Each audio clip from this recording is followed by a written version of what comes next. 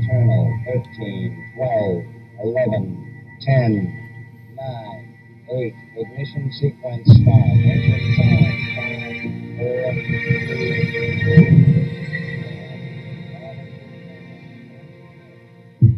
In 1971, Apollo 15 landed on the moon. It was NASA's ninth crewed mission in total and the fourth to actually land on the lunar surface. The mission began on July 26th and ended on August 7th, with the lunar surface exploration taking place between July 30th and August 2nd. Now, this mission saw the collection of the Genesis rock, thought to be part of the moon's early crust, and Scott's use of a hammer and feather to validate Galileo's theory that when there is no air resistance, objects fall at the same rate due to gravity, regardless of their mass.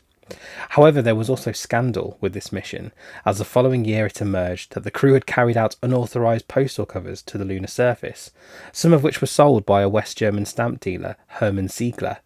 Following this, the astronauts were reprimanded and all had to return the profits from the postal stamps and never flew again for NASA. Aside from that cheery note, during this mission, Commander David Scott wore a very interesting watch, and that's what we're going to be looking at today.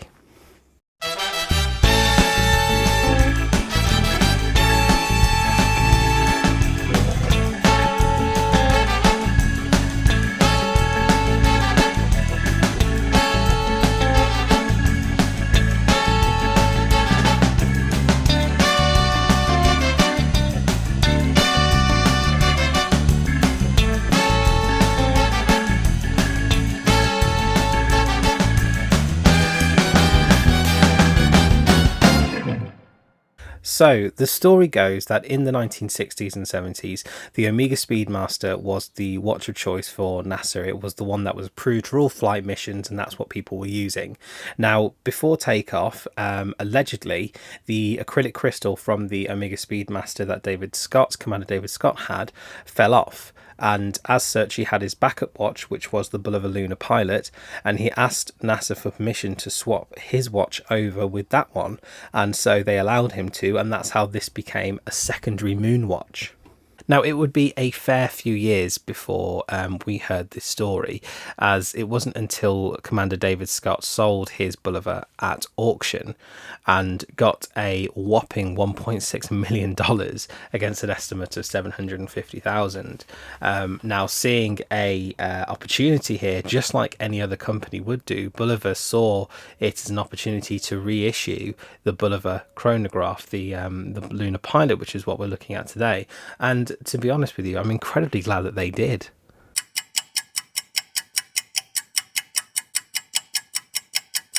Now, first things first, before we go into the specs of this watch, here's a picture of the original Bulova chronograph that David Scott wore on his mission.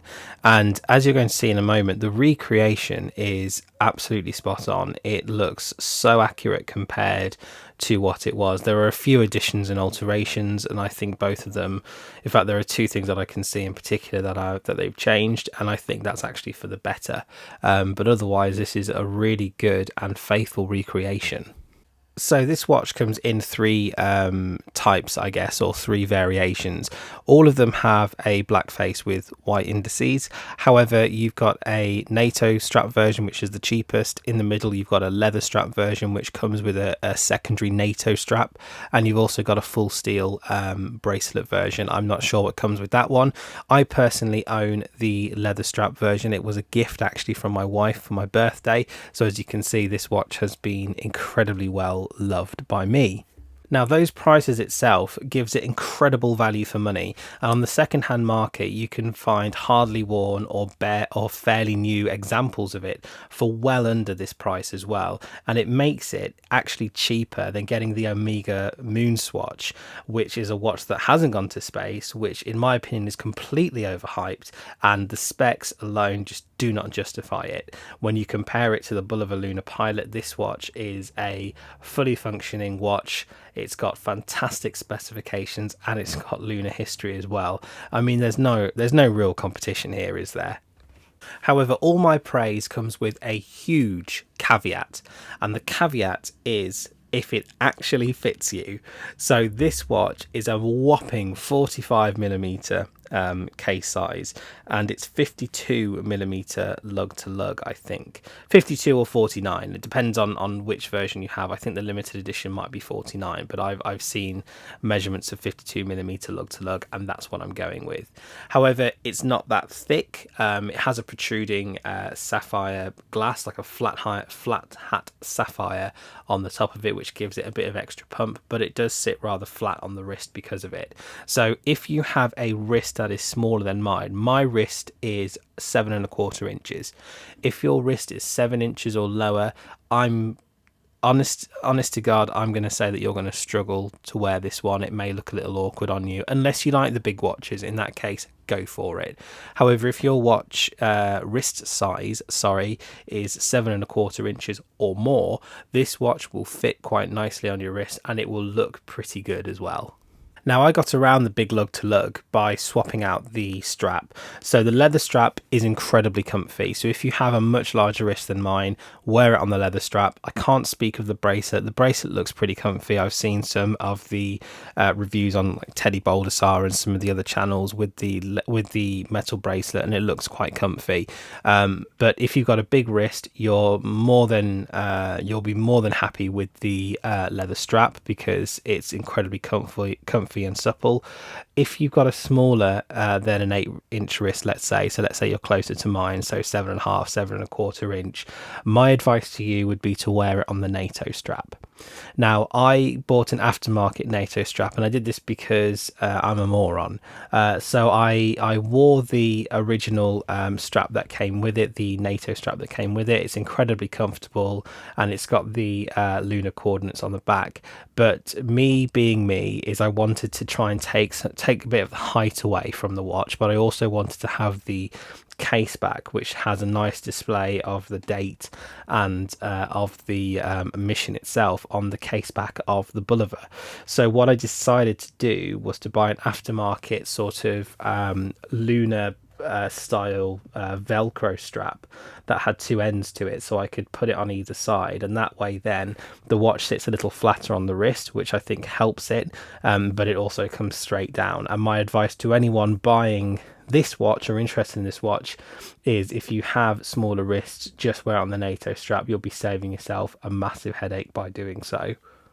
So in terms of the other major specifications of this watch, it is the crystal, the movement, and the complications of this watch as well. So first of all, this watch has just 50 meters of water resistance. Bulova seem pretty confident on their website that you can shower with this and you can swim with it.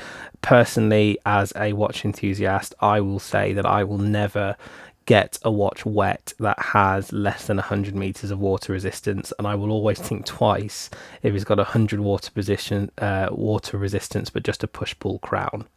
That's just me. That's just what I'm saying. However, the rest of this watch, it has anti-reflective sapphire crystal. It's like a flat hat sapphire crystal that just sits nicely on the top of the watch, and it also has a date complication sort of at the 4:30 mark, which wasn't on the original version. I could take it or leave it. I find date complications incredibly useful. However, they do sometimes break the aesthetic of a watch. However, I think with this one, Bulova have done a good job with integrating it. It's colour matched and it doesn't seem massively out of place, but I think it would probably be a cleaner design if it wasn't there. Now, something else that I feel is a massive addition to this watch is the change in movement.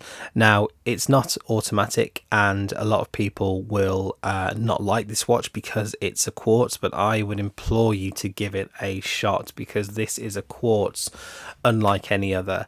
If you're comparing this quartz to, let's say, a Miyota basic standard quartz module or another basic quartz movement, I would say that you need to really think again. The movement of this watch is a ultra high frequency 262 quartz movement.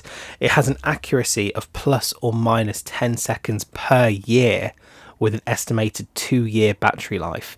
Now let's just put that into perspective. Most quartz movement that you'll be thinking of, there might be Miyota, which is also part of the Citizen group, but the accuracy won't be anything close to this. You might have plus or minus 10 seconds a month, or plus or minus 10 seconds a week, but this watch is truly special. I mean, you look at it and you think minus or plus 10 seconds per year is really something that is a little bit special.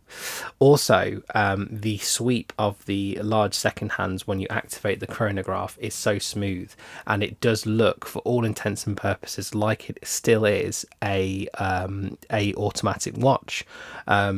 And the fact that it's quartz, I think, really adds to it, and it actually helps it become more affordable as well, and a better placed in the UK market.